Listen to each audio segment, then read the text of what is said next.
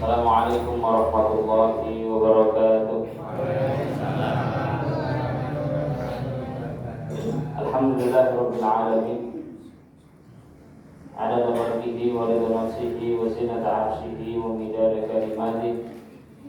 Asyhadu an la ilaha illallah wahdahu la syarika lah wa asyhadu anna Muhammadan 'abduhu wa rasuluhu la nabiyya ba'dahu. Subhanaka la ilma lana illa ma 'allamtana innaka antal 'alimul hakim. Allahumma anfa'na bima 'allamtana wa 'allimna ma yanfa'una ya rabbal alamin. Jemaah rahimani wa rahimakumullah. Pertama kita panjatkan puji kepada Allah Subhanahu wa taala serta syukur kepadanya atas nikmat dan rahmat yang Allah berikan kepada kita. Salawat serta salam kepada Muhammad sallallahu alaihi wasallam, Nabi yang kita harapkan syafaatnya telah didahulukan.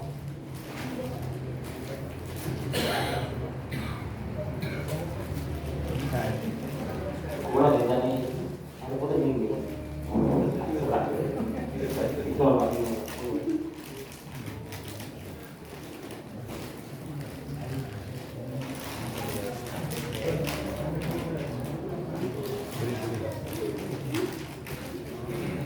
Belah Solo soal nyimak nih. Belah Solo tinggi. Bismillahirrahmanirrahim.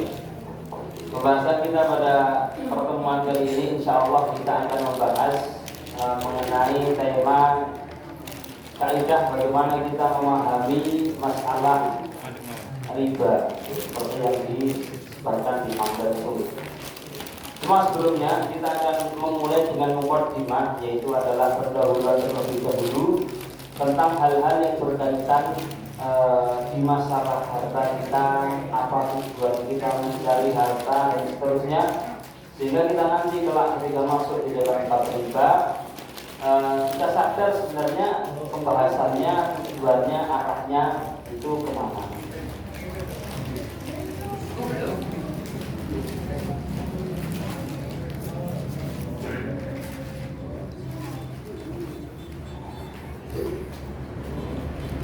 Bismillahirrahmanirrahim. Yang pertama, pembahasan pertama, sub pertama, bahwasannya yang bertambah di mata manusia itu belum tentu bertambah di mata Allah Subhanahu wa taala. Kalau kita ingin ambil dari riba ini kan secara bahasa artinya adalah bertambah. Yang di mata manusia itu bertambah itu belum tentu di mata Allah Subhanahu wa taala itu bertambah. Bisa jadi malah berkurang.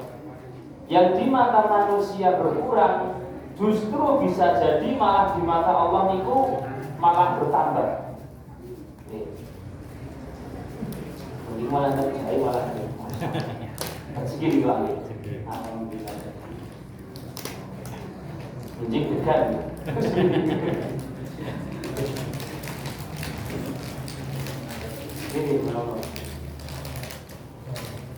di dalam surat Ar-Rum ayat 39 Allah Subhanahu wa taala menegaskan tentang kaidah tersebut, bahwa yang bertambah di mata manusia belum tentu bertambah di mata Allah Subhanahu wa taala. Allah mengatakan, "Wa ma ataitum mir riba liyarbu fi amwalin nasi fala yarbu 'indallah.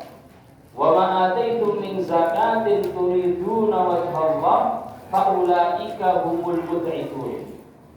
Dan suatu riba tambahan di mata kita, bahwasannya harta kita itu bertambah, yang kamu berikan kepada manusia itu justru malah tidak bertambah di pandangan Allah Subhanahu wa taala. Di mata kita bahwasannya harta kita itu harusnya nambah, tapi malah di mata Allah Subhanahu wa taala tidak. Wa ma ataitum min zakatin turiduna wajhallah, tapi zakat, infak, sedekah yang kita tunaikan mengharap ridho Allah Subhanahu wa taala kan berkurang mungkin.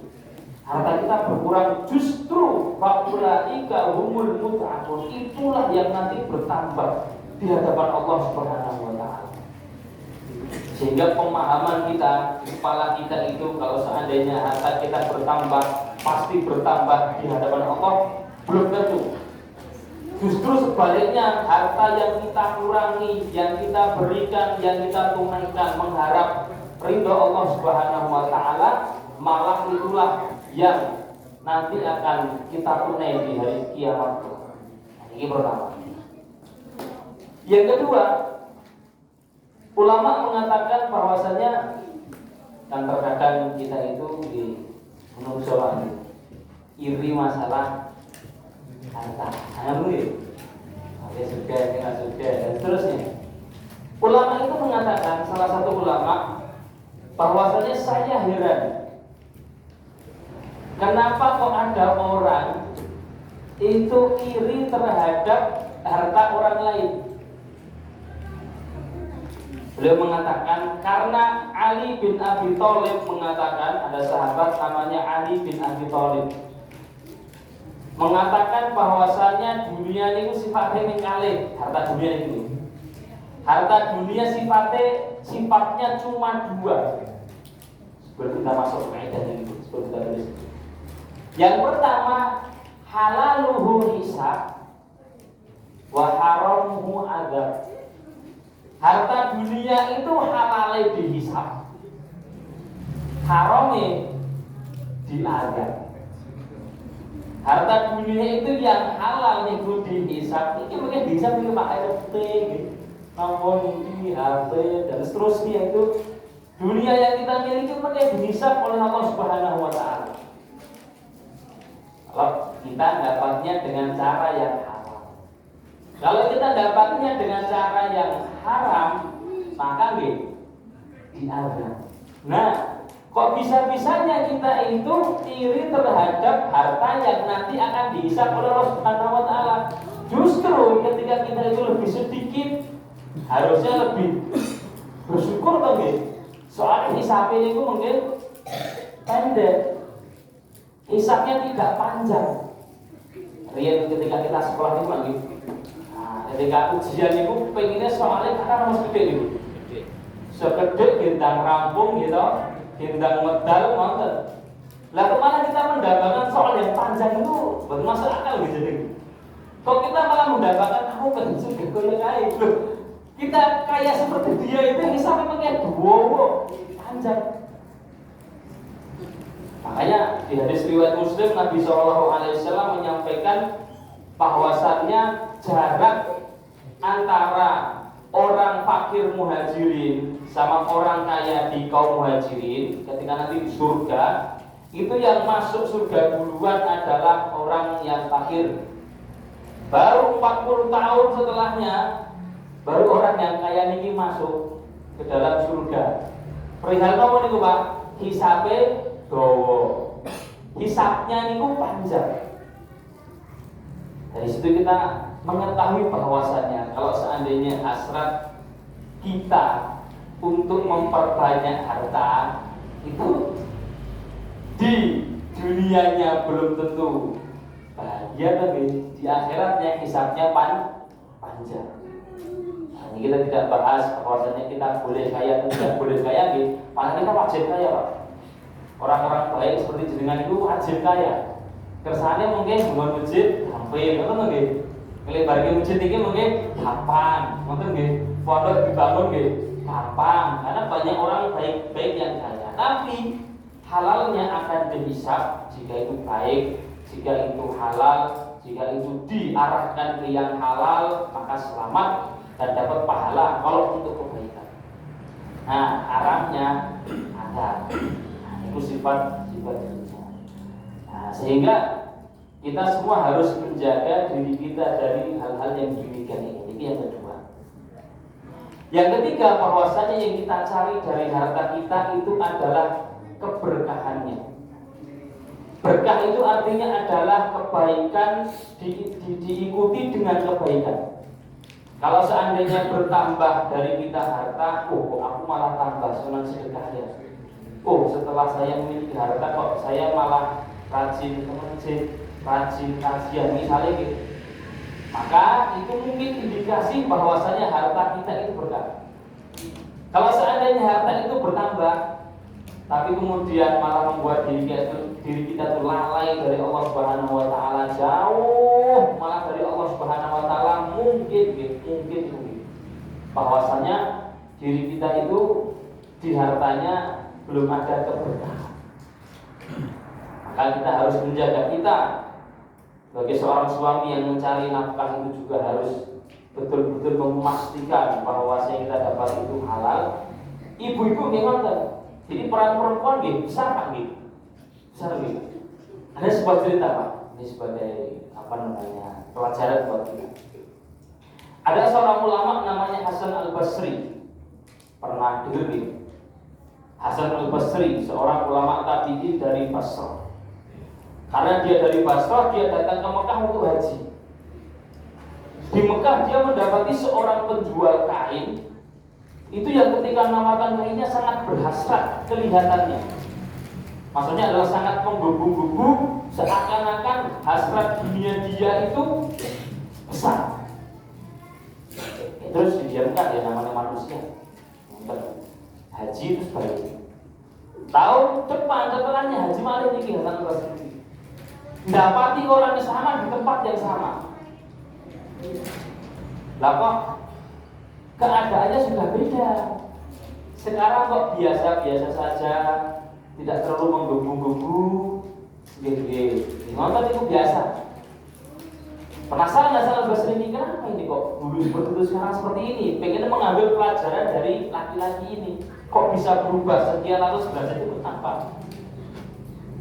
Ditanya sama Hasan Al-Basri, wahai engkau, tahun lalu saya melihat kamu itu jualan di sini, barangmu seperti ini, menggebu-gebu sekali. Seakan-akan itu hasrat duniamu tinggi. Sekarang kok bisa berubah seperti itu tuh apa ceritanya? Sehingga saya bisa ngambil itu. Cerita laki-laki ini Pak, dan ibu yang terhormat. Wahai Tuhan, tahun lalu itu ketika saya jual dengan model seperti itu, kebetulan saya memiliki istri yang target kalau pulang ke rumah pokoknya butuh bawa sementer, tidak bawa segini maka pokoknya aku lesu. Ditekan sama istrinya sehingga dia terpaksa mau halal mau haram ditabrak. Yang penting pulang itu bawa duit, mau halal tidak mau haram atau halal perkara eri. Sehingga saya gebu-gebu seperti itu. Setelahnya ditakdir Allah mengatakan istri saya itu meninggal. Ini alhamdulillah bahwa ini lagi akal gitu. Innalillahi wa inna ilaihi raji'un. Istri saya itu meninggal. Terus saya nikah lagi dengan perempuan yang alhamdulillah sangat qanaah. Qanaah niku artinya adalah cukup dengan yang ada, berapapun yang dimilikinya. Cerita ke Hasan, istri saya yang ini, setiap kali sebelum saya jualan, itu kerasnya ditarik seperti ini. Seperti itu, kasih terus lagi. Wait, ini. Dan mengatakan, wahai fulan, suamiku, bertakwalah kepada Allah. Jangan bawa kecuali yang halal. Kamu datang membawa sedikit, cukup bagi saya. Kamu datang tidak bawa apa-apa, saya sabar. Nanti nonton Bu.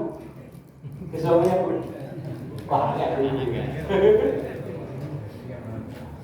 Sekali-kali Bu, di mana Bu? Bapak nggak alhamdulillah, lagi. Seperti itu. Sehingga ya saya jualan ya sudah jualan biasa saja.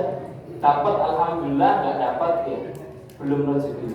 Semudah itu. Makanya kemudian didapati bahwasanya keadaannya lebih tenang, lebih nyaman. Karena dari pihak ibu pun yang di rumah tidak kemudian menggebu-gebu di pokoknya sebelumnya Pak lagi tangganya badan ibu kok ya. Dia juga ada seperti bulan seperti itu. Sehingga dari pihak kita laki-laki yang mencari nafkah perlu tentang kaidah-kaidah ini. Dari pihak perempuan di rumah pun demikian.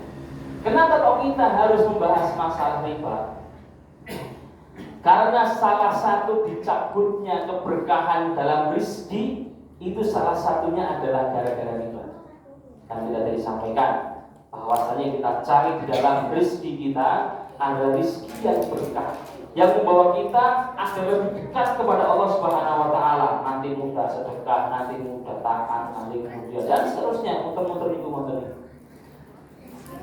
Ketika ada riba yang masuk, maka ini mencabut keberkahan di dalam harta kita. Sebenarnya yang membuat harta kita tidak berkah itu banyak. Salah satunya adalah riba. Ada 7. Mungkin nanti kita baca. Ini kita ambil salah satunya adalah riba, yaitu adalah firman Allah Subhanahu wa taala di surat Al-Baqarah ayat 276. Allah mengatakan yamhaqullahu riba wa yurbis shadaqah. Allah Subhanahu wa taala mengangkat riba. Dalam arti Allah akan mencabut, mengangkat keberkahan sebuah harta ketika ada ribanya. Dan Allah Subhanahu wa taala malah mengkali lipatkan ganda yang namanya sedekah. Makanya tidak ada di muka bumi ini Pak, orang yang sedekah kok malah melarangnya ada. Tidak ada. Semakin dia sedekah, semakin dia diberkahi kehidupannya, bisa bertambah banyak secara kualitas, tapi pasti akan menjadikan dirinya itu tenang, hatinya itu nyaman, sangat merasa qanaah dengan apa yang Allah berikan kepadanya. Itu pasti perkara diganti oleh Allah secara jumlah lebih banyak, tambah lagi. Itu nomor 2, sisi nomor 2. Tapi pasti mendapatkan ketenangan karena sedekah itu adalah ibadah, dan ibadah pasti datangkan ketenangan. Justru ketika ada sisi riba yang masuk ke dalam harta kita, keberkahannya diangkat sehingga sulit merasa puas. Dan rasanya kurang dan terus itu tanda ketidakberkahan di dalam harta kita. Nah, kita pelajari ini tujuannya adalah agar harta kita bersih, harta kita itu berkah. Bukan terus kemudian untuk nilai orang lain, kayak gini. Ampun kayak kita nih. Kita belajar untuk diri kita, untuk keberkahan harta kita. Karena tujuan itu memang untuk ibadah diri kita. Nah, atas dasar itu maka sangat masuk akal ketika Allah mengharamkan yang namanya riba. Karena di dunia tidak ada hasilnya, pun ada hasilnya tidak selama-lamanya. Dan di akhirat naudzubillah itu berat azabnya. Bismillah, kita mulai. Maka kalau kita bahas masalah hukum, landasannya adalah firman Allah Subhanahu wa taala di Al-Baqarah ayat 275. Kalau ditanya, apa hukumnya riba nih Mas? Hukumnya riba yang menghukumi bukan saya, bukan jenengan, bukan ulama, langsung sinten Allah Subhanahu wa taala dengan lafal yang sangat rinci, jelas sekali, yaitu adalah wa ahallallahu al-bai'a wa harrama riba. Langsung Allah nyebut. Dan Allah menghalalkan yang namanya jual beli dan mengharamkan namanya riba. Biasanya kan hukum tertentu niku nggih ada belum terlalu jelas lafal pengharamannya. Ini sangat jelas dengan kalimat wa harrama, dan Allah sendiri yang mengharamkan riba. Karena bagi kita umat manusia yang hidup ini, Allah paling tahu kebaikan untuk kita itu apa. Jadi kita sampaikan nggih, larangan pasti datangkan mafsadat, perintah pasti datangkan maslahat manfaat. Makanya kita yang belum nyampe. Baik. Ditambah lagi buat ternyata Pak, di Quran itu yang Allah niku menantang perang. Segala dosa niku nggih, misalkan apa seperti itu. Enggak ada lafalnya yang sampai kalau seandainya kamu terus berbuat minum khamr, kamu akan perang sama Allah. Enggak ada. Kalau kamu terus mencuri, kamu perang sama Allah. Enggak ada. Tapi khususnya riba nih. Di riba ini yaitu 279 bawahnya itu fa in lam taf'alu fa'danu biharbin minallah wa rasuli. Kalau kamu meneruskan hal tersebut, bahwasanya sudah tahu kalau itu haram, maka silahkan kamu itu sekarang sedang menabuh genderang perang terhadap Allah Subhanahu wa taala. Sekarang Pak, nah kita perang antara manusia gitu. Kadang mana kadang kalah. Nah perangnya dengan Gusti Allah, ya pasti kalah. Pasti bangkrut, pasti. Tidak akan ada keberkahan di dalam kehidupannya karena perangnya sama Allah Subhanahu wa taala. Sehingga dari situ ulama hampir sepakat bahwasanya perkara riba ini adalah perkara yang diharamkan di dalam Islam. Kenapa? Kalau kita tanya, karena tidak ada sisi maslahatnya bagi kita seorang muslim di dunia, kemudian apalagi kelak di akhirat. Baik, ini secara hukum, kemudian secara dasaran sudah kita bahas. Sekarang kita masuk ke fikihnya nih, gimana? Fikih riba. Landasannya adalah hadisnya Umar bin Khattab. Di hadis riwayat Bukhari Muslim, bahwasanya Nabi Shallallahu Alaihi Wasallam merincikan di perkara riba itu di 6 hal. Rasulullah Shallallahu Alaihi Wasallam mengatakan az-zahabu bidzahabi riba. Ini emas dengan emas itu riba, diklarasikan. Kemudian perak dengan perak itu riba. Kemudian kurma dengan kurma itu riba. Kemudian gandum dengan gandum itu riba. Yang kelima, garam dengan garam pun riba. Di sini Nabi Shallallahu Alaihi Wasallam pelan-pelan ini kita menyebutkan 5 hal: emas, perak, terus kurma, terus gandum, terus garam. Dari lafal nabawi ini 5 ini disebut barang-barang ribawi, barang yang ada riba di dalamnya.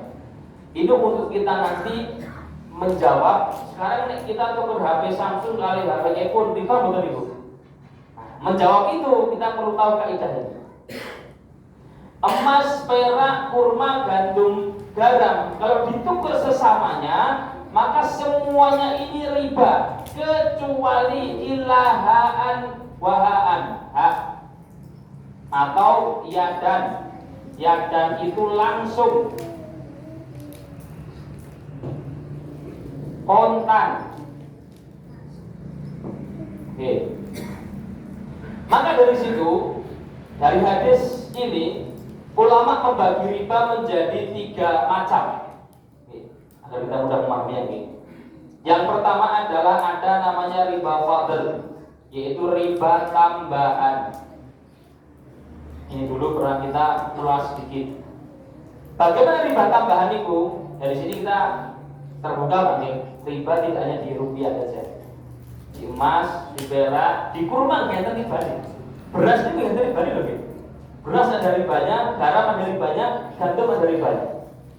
Riba atau riba tambahan itu adalah ketika sesama barang ini kita tukar dengan sesamanya tapi tidak sama secara takaran. Emas tukar emas. Yang satu emasnya 5 gram, yang satu emasnya 3 gram. Ibu-ibu misalnya gak ada gelang, kita butuh berapa gram? Biasanya sekilo misalnya gitu. Gelang 10 gram, tapi kuningnya sudah rapat kuning gitu.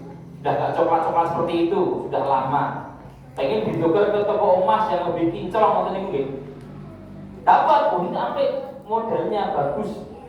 Tak tukar kailah. Yang ini 10 gram, yang mau ditukar 15 gram. Tukar kan baik, tukar itu saja nanti tambahannya berapa. Nah, ketika terjadi penukaran antara 10 sama 15 tinggi riba. Kenapa riba? Karena emas tukar emas tapi takarannya tidak sama. Padahal terjadi tambahan yaitu 5 gram. Mantap ya? Jadi, terus bagaimana solusinya? Panel no mas. Nah, kalau ini kita tukar emas oleh Semar, masya Allah. Adakah solusinya? Ada. Nah, maka kita perlu tahu ilmunya. Bahkan ini guys, saja nih, toko-toko emas juga perlu tahu ilmunya tentang perkara-perkara riba seperti ini agar jual belinya itu berkah. Caranya bagaimana? Caranya ketika kita sudah bawa tambahan uang cash ini mungkin. Caranya adalah kita jual terlebih dahulu emas 10 gram itu, Mbak. Saya punya emas 10 gram nih, gelang saya ini. Dihargai berapa? Dihargai misalnya kita sebut ya, 5 juta, maka gitu. 5 juta 10 gram. Terus itu yang 15 gram harganya berapa? Harganya 7 juta. Ya sudah, ini silahkan beli gram saya, emas saya ini 5 juta. Silahkan beli. Uangnya mana saya terima dulu? Uangnya saya terima dulu. Ketika uangnya sudah jenengan terima, saya beli itu yang 15 gram, ini 7 juta, saya tambahin 2 juta. Seperti ini sah. Jadi terjadi dua akad jual beli. Pertama kita menjual emas ke toko emas dan itu boleh. Yang ketiga, yang kedua kita membeli emas dari toko emas dengan harga yang berbeda karena gramnya berbeda. Tapi kalau terjadi penukaran, ini emas saya 10 gram, situ emasnya 15 gram ditambahi uang riba. Loh, kan main perkara apa Ibu? Perkara tukar menukar. Masalahnya Nabi merincikan Bapak Ibu. Nabi merincikan. Suatu ketika sahabat Abu Hurairah membawa kurma yang jabi, kurma yang sangat bagus. Nabi heran. Jadi kalau terus Abu Hurairah gitu. Abu Hurairah niku ngapunten nggih, sahabat yang tinggal di teknik masjid ngaten niki, ahli sufa, tidak punya keluarga, tidak punya harta, tidak punya apa-apa. Kok bisa-bisanya nyoba Nabi kurma sing apik. Ajwa hari saat ini, ajwa mahal ini. Dan Nabi tanya, dari mana ini? Kok tumben? Seperti ini pertanyaan dari Nabi SAW. Abu Hurairah cerita, wahai Nabi, tadi saya punya satu sok kurma yang jelek. Kurma yang jelek ini, yang satu sok, masa saya menyuguhkan jenengan kurma yang elek, bukan patut toh gitu. Satu sisi dia mau beradab bersama Nabi, mau khidmat ke Nabi SAW. Maka satu sok yang jelek ini tak tukar ke tukang jual kurma dengan kurma yang bagus, tapi hanya dapat setengah sok. Sami ini guys. Kurma yang bagus ini dapat setengah sok. Kurma yang jelek tadi itu satu sok ditukar dengan yang bagus dan sama-sama kurma, Pak. Kata Nabi SAW, ainur riba, itu riba. Karena sama-sama kurma kamu tukar. Terus kata Abu Hurairah, gimana caranya Rasulullah? Kalau seperti itu riba. Kata Rasulullah SAW, kurma jelekmu itu jual dengan dinar atau dirham. Tukar dengan uang dulu, kamu dapat uangnya, uang yang kamu dapat belikan kurma yang bagus. Nah, diajari sama Nabi SAW agar tidak terjadi riba di pertukaran setiap jenisnya ini. Berjenis ini kalau emas dengan emas, perak dengan perak, kurma dengan kurma, jantung dengan jantung, garam dengan garam, maka harus sama. Saya lompat sebentar gitu. Kemudian apakah harus 3 ini saja atau harus 2 ini saja? Kalau emas sama perak ini Pak, dulu sebagai alat tukar. Alat tukar gitu. Kalau di kita kan berarti ganti emas peraknya ganti nomor lagi. Rupiah gitu di kita gitu. Ganti rupiah di negara lain gitu. Mata uangnya masing-masing. Emas sama perak dulu adalah dinar sama dirham yang kita jadikan di tabjakan gitu. Sehingga menjadi alat tukar. Alat tukar kita sekarang bukan emas sama perak, yaitu adalah rupiah. Maka rupiah menjadi tambahan bagian di 2 ini. Kurma, gandum, garam dulu ini menjadi makanan pokok. Maka tambahan di kita yaitu adalah beras. Di beras yang nonton gadah rojo lele tunggal kilo gitu. Pengen ditukar ke apa itu raskin gitu. Dan raskin itu gitu. Dapat 2 kilo. Meskipun itu sifatnya beda, baiknya maksudnya nih. Tapi kalau beras kok tukar beras niku riba, boten asal. dilarang sama Nabi Shallallahu Alaihi Wasallam. Perkaranya Bapak Ibu dirahmati Allah Subhanahu Wa Taala, perkaranya di bab riba ini bukan perkara ada yang dirugikan dan ada yang diuntungkan, bukan. Bahkan podo-podo riba ini biasanya podo seneng gitu. Aku rela. Nek bahas podo rela ini repot gitu. Hari itu zina nggih halal lho nggih. Padha seneng ya nggih. Nggih repot nggih. Bukan perkara ada yang dirugikan atau yang tidak dirugikan. Dan perkara juga bukan sedikit dan banyak, sama saja. Mau sedikit mau banyak, itu kalau akadnya transaksinya riba, ya riba. Misalnya, ini satu sok tamar cuma dapat setengah sok, itu kan cuma jarak setengah sok berarti. Tapi dia riba. Tapi kalau saya menjual satu sok misalnya terus ternyata saya terjual laku 5 kali lipat, malah halal itu, banyak halal. Ini saya begini gitu. Wakil ya halal berkah itu. Ini macam riba yang pertama yaitu adalah di setiap jenisnya, kalau jenisnya itu sama, baik itu rupiah, emas, perak, kurma, gandum, garam, beras, ini harus sama. Kita menukar 1000-an 10 kali waktu. Kan harusnya dapat ini tadi itu. Dapatnya 10.000 lebih.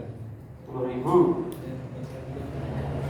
Satu lembar 10.000. Karena seperti ribuan 10.000, maka dapatnya juga harus 10.000.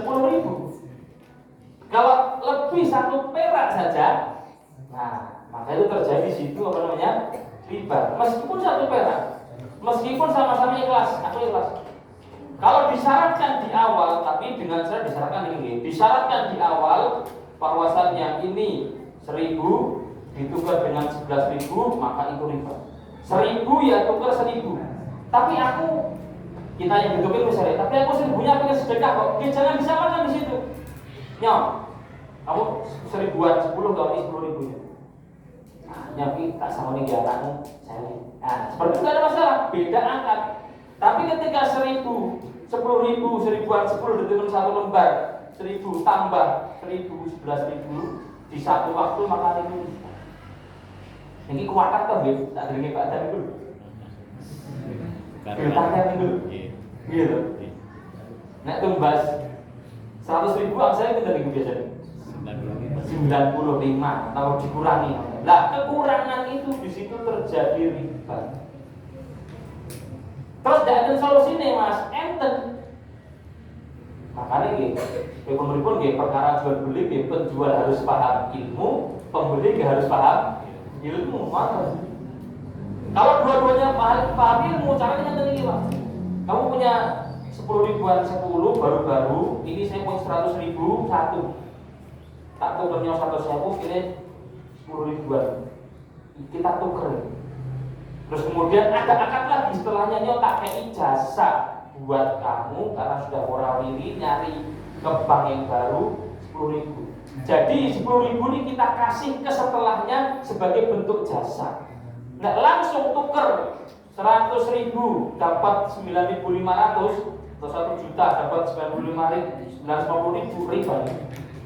Karena satu jenis tertukar tapi jumlahnya tidak sama. Begitu juga di emas, di perak, di kurma, di gandum, di garam, di beras. Kalau di kita yang pertama ini tidak terlalu sering terjadi riba yang namanya riba fadl. Nanti riba yang terakhir yaitu riba di hutang, itu yang paling sering. Ini yang pertama ini jelas saya kira di riba yang jumlahnya tidak sama.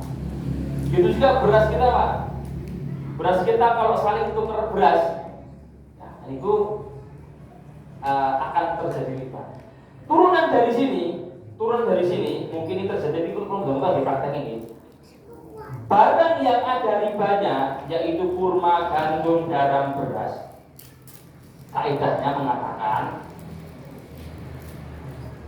basahnya tidak boleh ditukar keringnya. Yang basah tidak boleh ditukar kering.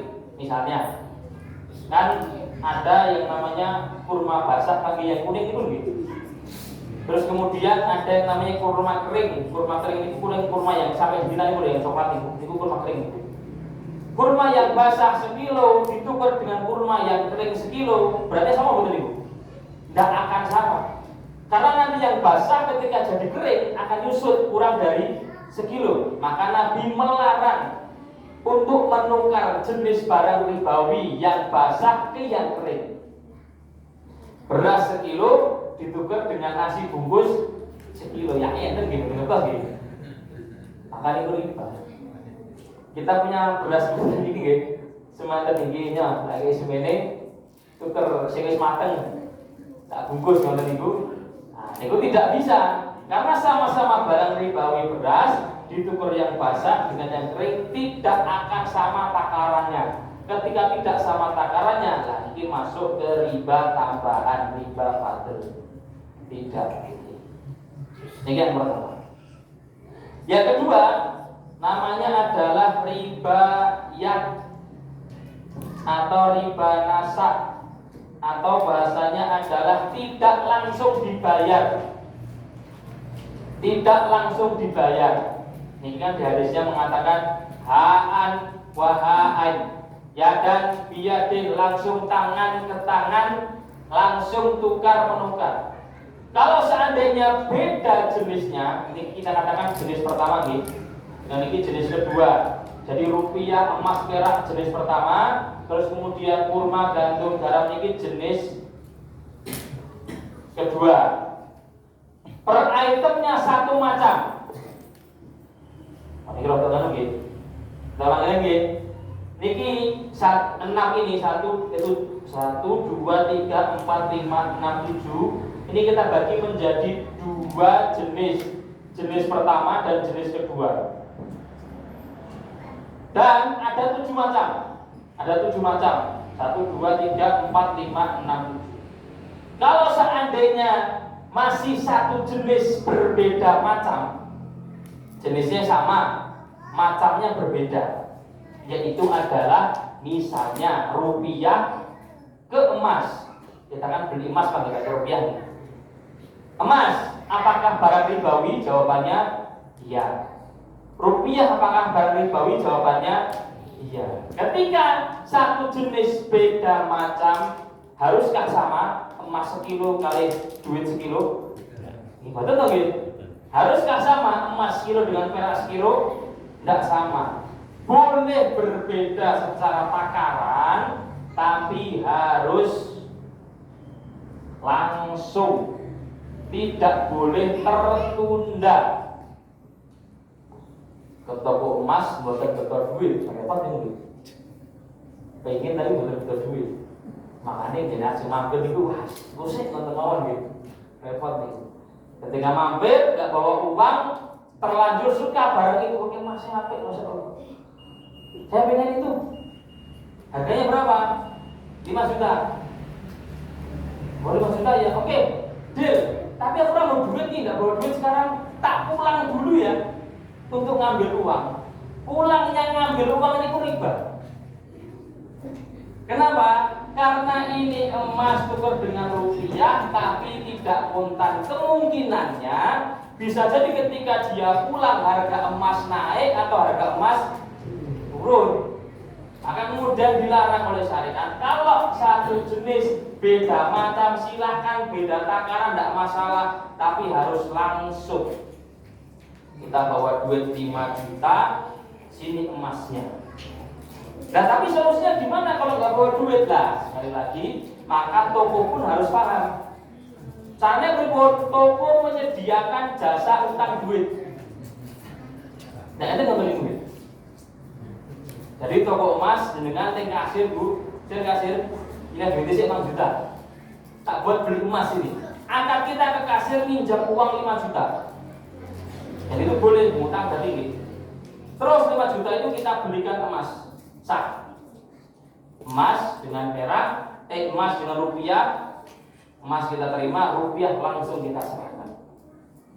Kita pulang, ambil uang 5 juta, kita serahkan ke kasir sebagai bentuk bayar hutang. Nah kali ini memang seperti itu caranya. Sama Nabi SAW bicarakan seperti itu. Itu cara yang sah, cara yang boleh. Kok terjadi balik ke rumah? Nah ini terjadi riba. yang sering terjadi ini dengan yang pernah di luar negeri biasanya sering terjadi yang kita perlu hati-hatikan. Kita kan uang di Sudan misalnya gitu.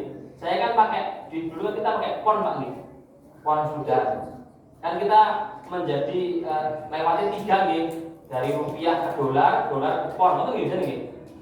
Nah, ketika ada orang transfer dari bentuk rupiah nanti tukar ke pon, itu ketika transfer harus di depan kita. Orang tua kita transfer, set masuk lagi 10 juta. Ya, 10 juta ini sama dengan sekian dolar, sekian pon yang langsung. Kalau seandainya pertukarannya 10 juta tak terima ya, ponnya tak bayar besok, riba nih. Karena kemungkinan besok atau sejam setelahnya dolar naik atau dolar turun, maka terjadilah riba. Mungkin demikian nih, baru kalau terlanjutkan. Nanti anda jilid setelahnya yang lebih. Semoga bisa cepat dipahami. Tujuan kita sekali lagi agar betul-betul akad di kehidupan kita ini sah, betul dan berkah. Kita ingin para Allah Assalamualaikum warahmatullahi wabarakatuh.